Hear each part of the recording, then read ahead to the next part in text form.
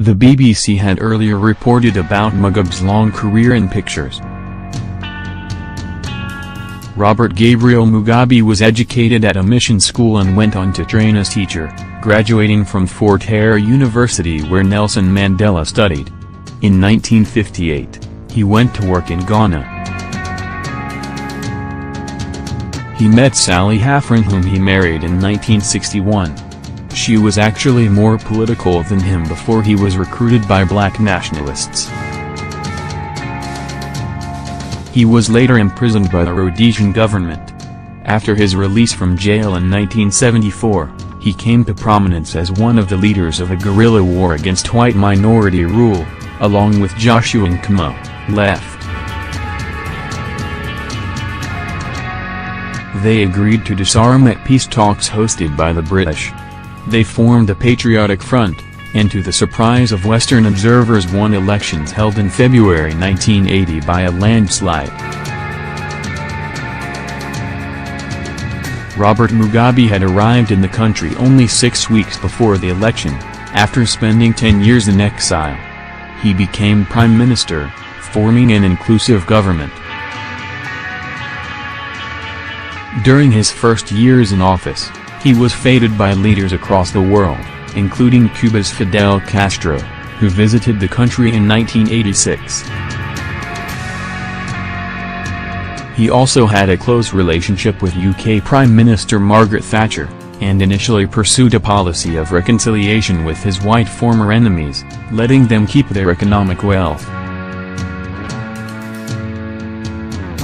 He married his typist Grace Marofu, with whom he already had 2 children, in 1996, a few years after his first wife died. The 1990s also saw the country's intervention in the war in the Democratic Republic of Congo, which proved costly to the economy. When Tony Blair's UK government pulled out of talks to fund a controversial land reforms in 1997 and after Mr. Mugabe lost a referendum on a new constitution 3 years later, pro-Mugabe militias began to invade white-owned farms. It was around this time that Mr. Mugabe abandoned his Savile Row and safari suits in favor of brightly colored attire emblazoned with his face when he was on the campaign trail. It became a cult of personality, and big celebrations were organized by the ruling ZANU-PF party each year to mark his birthday. These included extravagant cakes. This one reflects how many Africans regarded him as a hero. However, his popularity, especially in urban areas, steadily declined at home, and he lost for the first round of the presidential election in 2008, winning the runoff after the opposition MDC withdrew, citing violence. Sanctions imposed by the US and EU prompted Mugabe to turn to China for investment. He used to travel to Asia for medical treatment. His daughter Bona, C., studied in Hong Kong and Singapore.